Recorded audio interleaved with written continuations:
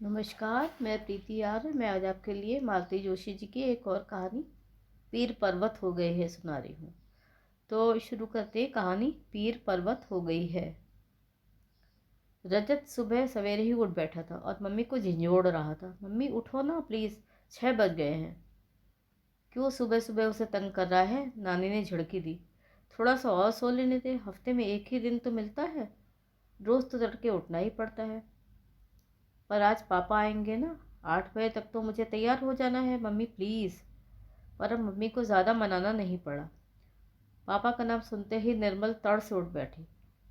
अलसाई आंखों से उसने कैलेंडर की ओर देखा। आज महीने का दूसरा रविवार है। कोर्ट के आदेश के मुताबिक यही एक दिन होता है जब रजत के पापा उसे 8 घंटे के लिए ले जा सकते हैं। मम्मी चाहे ये दिन भूल जाए पर रजत कभी नहीं भूलता। इतना सा है पर महीने के शुरू में ही उस तारीख पर गोल बना देता है और पहली तारीख से ही दिन गिनना शुरू कर देता है। इतवार की सुबह है। सारा घर मस्ती में सो रहा था, पर ये माँ बेटे दोनों बड़ी ही मुस्तैदी से तैयारी में जुट गए थे। रोज़ तो रजत को ब्रश करने के लिए मनाना पड़ता था, नहाने के लिए 100 नखरे करता था, पर आज ब्रश करने बाथरूम में गया तो ठंडे पानी से ही नहाकर चला आया। उसे हल्की सी डांट पिलाकर निर्मल ने गैस पर रखा पानी सिंक में उड़ेल दिया। भाभी को पता चल गया तो सुबह से ही शुरू हो जाएंगे। बेटे के आगे 2 सैंडविचेस और बॉर्नविटा का ग्लास रखते हुए उसने धीरे से कहा, चुपचाप पीकर कमरे में आ जाना, तब तक मैं कपड़े प्रेस कर रही हूँ। आवाज़ बिल्कुल नहीं करना, समझे? बच्चे को समझाकर वो खुद तो दबे पांव कमरे में चली आई। रजत के लिए उसने वही ड्रेस निकाली जो प्रदीप पिछली बार लाए थे। रजत ने देखा तो खुश हो गया। उसे तैयार करते हुए वो हमेशा की तरह ढेर सी हिदायतें देती रही। वो हाँ हूँ करता हुआ सुनता रहा। उसका सारा ध्यान घड़ी पर केंद्रित था। एकाएक वो पूछ बैठा, मम्मी मरदूत का मतलब क्या होता है? मरदूत? इसका मतलब जानकर तुम क्या करोगे? पिछली बार पापा आए थे ना तो छोटे मामा कह रहे थे, खबरदार उस मरदूत को कोई चाय नहीं पिलाएगा। निर्मल ने तड़प कर अम्मा की ओर देखा। वो खिसिया कर बोली, अरे उस दिन वो छोटा ज़रा सनक गया था। मैंने कहा भी आखिर तो वो इस घर का दामाद है, हमने उसके पैर पूजे हैं, क्या एक कप चाय पिलाना गुनाह हो गया? तो बोला, उधर कोर्ट में केस लड़ा जा रहा है, यहाँ घर में खातिरदारी हो रही है, ये दोनों बातें एक साथ नहीं चलेंगी। रजत के जूतों पर पॉलिश करते हुए उसके हाथ रुक गए। आखिर ये लोग समझते क्यों नहीं हैं? ये सारा तमाशा बच्चे के सामने क्यों करते हैं? उसके नन्हे से मन में ये बातें जमकर बैठ जाती हैं जो आसानी से नहीं निकलती हैं। इस मरदूद वाली बात को ही ले लो। महीने भर तक उस पर सोचता रहा होगा, आज आखिर पूछ ही लिया। एक दिन और पूछ रहा था, मम्मी मैं क्या बला हूँ? छोटी मामी कह रही थी, क्या पता इस बला से कब छुटकारा मिलेगा। कितनी बार उसका मन होता है कि उन लोगों से कहे कि जो कुछ जली कटी सुनानी हो मुझे सुना लो, पर बच्चे को तो बख्श दो, उसका बचपन क्यों तबाह कर रहे हो। 8 बजे रजत एकदम तैयार हो गया था। उसे लेकर कमरे से बाहर निकली तो छोटी भाभी से टकरा गई। हाय हैंडसम, सुबह सुबह बन ठन कर कहाँ चल दिए?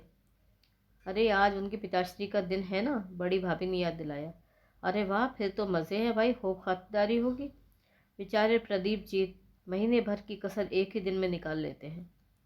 अरे महीने में एक दिन 150 फेंक भी दिए तो कौन सा गजब हो गया? 30 दिन झेलना पड़े तो पता चले, बड़ी भाभी बोली। निर्मल का मन हुआ कि दोनों को करारा सा जवाब दे, पर वो बच्चे के सामने कोई तमाशा नहीं करना चाहती। होठों तक आई हुई सारी कड़वाहट को पीकर बच्चे को लगभग घसीटती हुई बालकनी में ले गई। दोनों भाभीियों पर इतना गुस्सा आ रहा था, यूं तो दोनों में 36 का आंकड़ा रहता है, पर निर्मल का जी जलाना हो तो दोनों एक हो जाती हैं।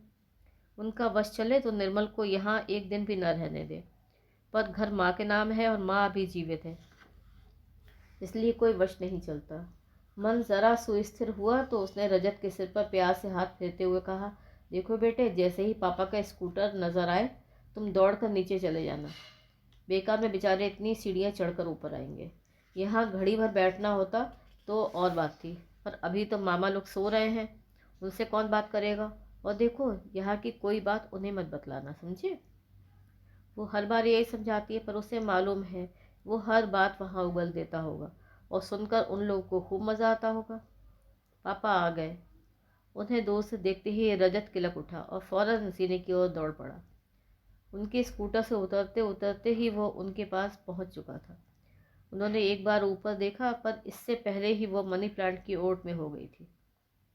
एक क्षण प्रतीक्षा करने के बाद उन्होंने स्कूटर स्टार्ट किया और दूसरे ही पल बाप बेटे आंखों से ओझल हो गए। भीतर आते हुए लगा जैसे अपना सब कुछ बाहर बालकनी में ही छोड़ आई है। जब भी रजत पिता के साथ जाता है, उसे लगता है जैसे वो रीत गई है, उसके पास अपना कुछ शेष नहीं रहा है। एक बार छोटी भाभी ने उसे इस एहसास को शब्द दे दिए थे, दीदी इतने विश्वास के साथ बेटे को भेज तो देती हैं, पर अगर उन लोगों ने उसे रख लिया तो? अरे ऐसे हमारे भाग्य कहा, अभी तो पूरे 5 बरस प्रतीक्षा करनी होगी, बड़ी भाभी बोली। जब 12 का हो जाएगा तो कोर्ट खुद उससे पूछेगा कि वो किसके पास रहना चाहेगा। आप देख लेना, वो बाप के पास ही जाना चाहेगा। देखा नहीं कितनी ललक के साथ बाट जोहता रहता है। निर्मल को भी तो यही डर है, इसीलिए जब तक वो अपने पापा के साथ जाता है तो उसका मन कड़वाहट से भर जाता है। स्थितियों के सामने वो अपने को एकदम असहाय पाती है। उसका मन सारी दुनिया से लड़ने पर आमादा हो जाता है। भीतर आई तो टेबल पर चाय लग चुकी थी। साहब बहादुर ऊपर नहीं आए? छोटे से विद्रूप के साथ प्रश्न किया। नहीं आए, मैंने ही मना कर दिया। सोचा एक कप चाय क्यों फालतू खर्च की जाए, इतनी बचत ही सही। अरे वाह, तुम्हें इस घर के खर्च और बचत की चिंता कब से होने लगी? चिंता तो हमेशा से ही थी भैया, पर अभी मजबूर हूँ। मेरा समय आने दो, पाई पाई चुका दूंगी।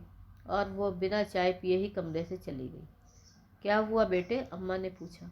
कुछ नहीं, उसने सुबकते हुए कहा और बिस्तर पर पड़ गई। अम्मा धीरे धीरे बालों में हाथ फेरती रही। तभी छोटी भाभी 2 कप चाय लेकर कमरे में आई। मैंने तो कहा ही था कि भीतर अम्मा से लगी बैठी होंगी, खूब लगाई बुझाई चल रही होगी। उसने कुछ नहीं कहा बहू, बल्कि मैं तो कब से पूछ रही हूँ कि क्या हुआ, पर जवाब ही नहीं दे रही, बस रोए जा रही है। आप ही बताइए, भरे पूरे घर में इस तरह रोने का क्या मतलब है? क्या हमारा असगुन कर रही हैं? बाहर बड़े भैया छोटे को डांट रहे थे। बड़ी भाभी आग में घी दे रही थी।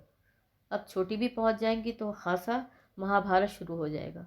सबकी छुट्टी बर्बाद हो जाएगी। दिन भर घर में एक तनाव रहेगा, सबके मुंह सूजे हुए रहेंगे। शाम को रजत हुलसता हुआ घर में घुसेगा और माहौल देखकर एकदम बुझ जाएगा। उसके पास घर के बच्चों के लिए भी ढेरों उपहार और टॉफियाँ होंगी, पर उन्हें कोई छुएगा भी नहीं। वे सारी चीज़ें अपमानित सी हॉल में पड़ी रहेंगी।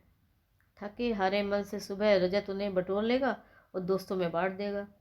अपने पिता का यह अपमान वो बर्दाश्त नहीं कर पाता और उसके आंसू निकल आते हैं। इतनी सी उम्र में बेचारे को पता नहीं क्या क्या झेलना पड़ रहा है। बेटे, अम्मा ने कहा जब अपना समय ख़राब चल रहा हो तो थोड़ा संयम से काम लेना चाहिए। वो एकदम भड़क गई। मैंने कुछ नहीं किया है अम्मा, वो तुम्हारा लाडला ही सनक रहा था। मुझे तो यकीन ही नहीं होता ये वही भाई है जो मेरे लिए मरने मारने पे आमादा हो जाता था। यही भाभियाँ मुझे कभी पान फूल की तरह सहेजती थी, आज उन्हीं की आंखों में कांटे की तरह खटक रही हूँ। देख निर्मल, मेरी बात का बुरा मत मानना, पर बहन बेटी 4 दिन के लिए घर आई अच्छी लगती है, हमेशा के लिए आए तो बोझ बन जाती हैं, यही ना? पर अम्मा अपने लाड़लों को समझा दो कि मैं यहाँ हमेशा रहने वाली नहीं हूँ। बस मुझे ज़रा ढंग की नौकरी मिल जाने दो, मैं उसी दिन ये घर छोड़ दूँगी।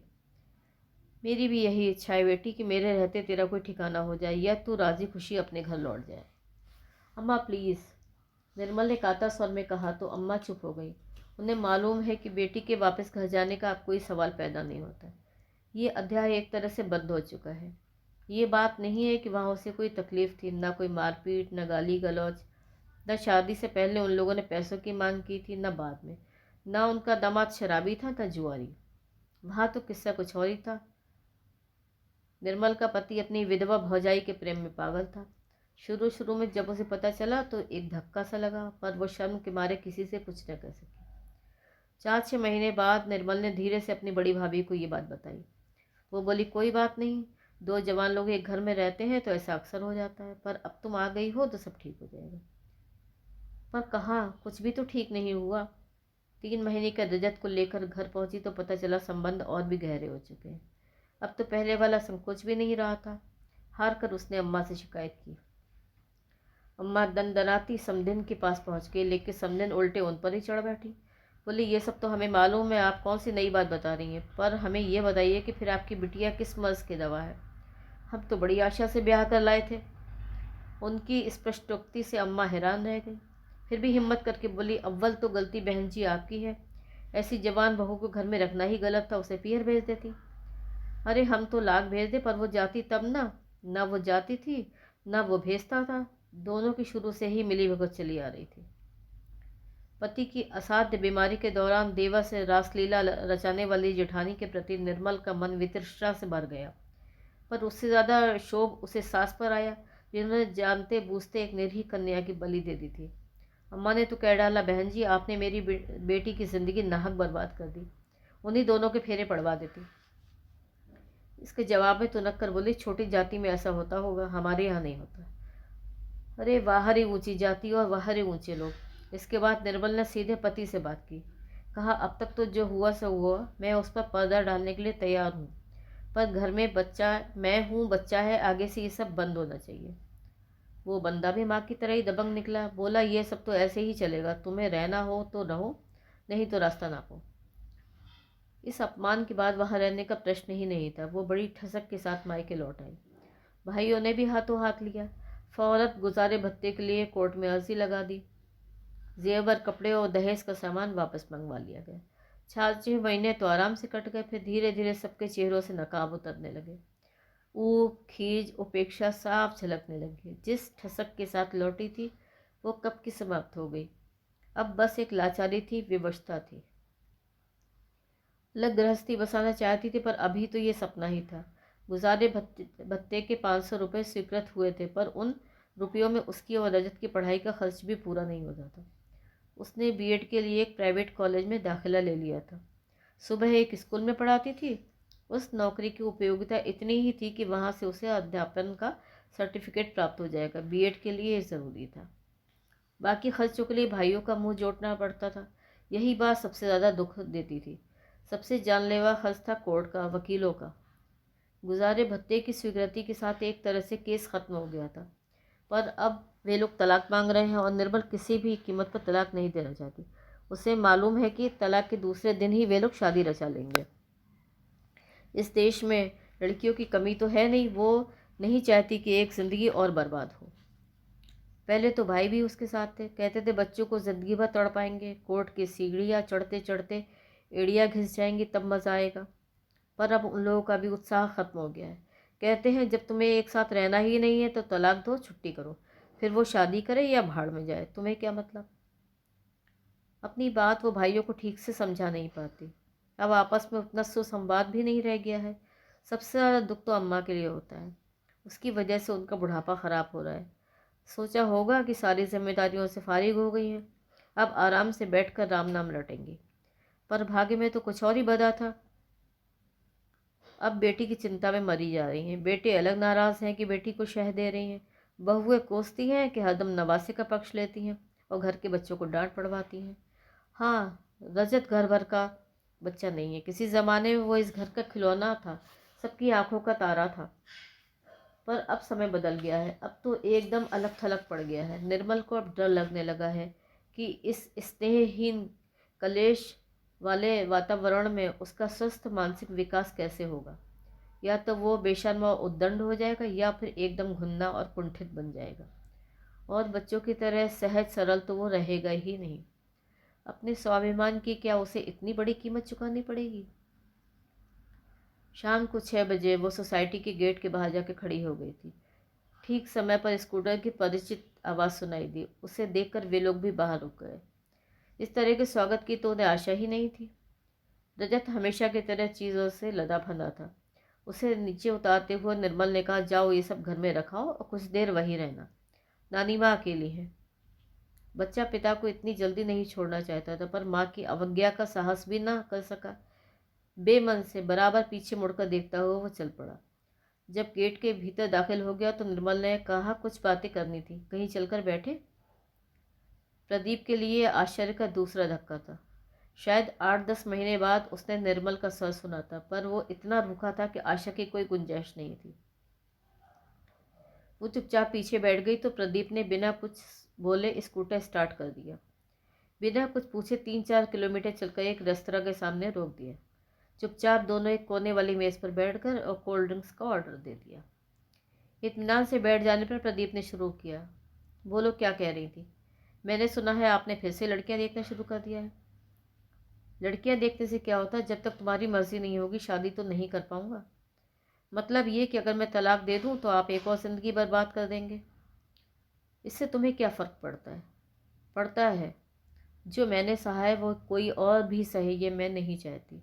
तो क्या चाहती हो?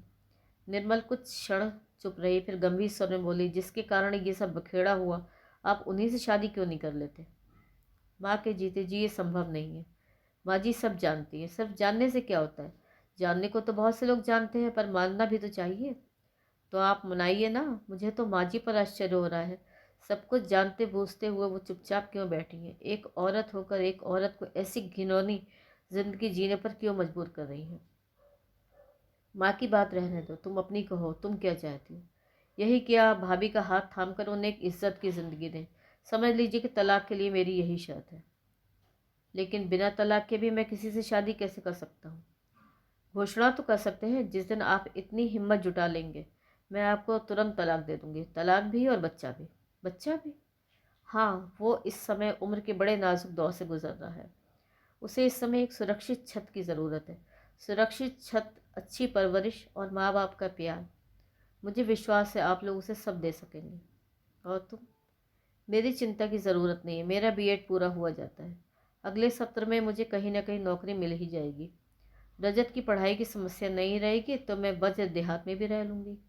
तो ये मेरा प्रस्ताव है। ठंडे दिमाग से इस पर सोचकर मुझे जवाब दीजिएगा। अपनी बात समाप्त कर वो उठ खड़ी हुई और बिना किसी प्रतिक्रिया के प्रतीक्षा किए हुए रेस्तरां से बाहर निकल गई।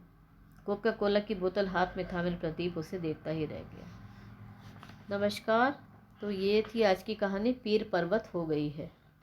अगर आपको ये कहानी पसंद आई हो तो मेरा चैनल सब्सक्राइब ज़रूर करिएगा। कहानी सुनने के लिए बहुत बहुत धन्यवाद।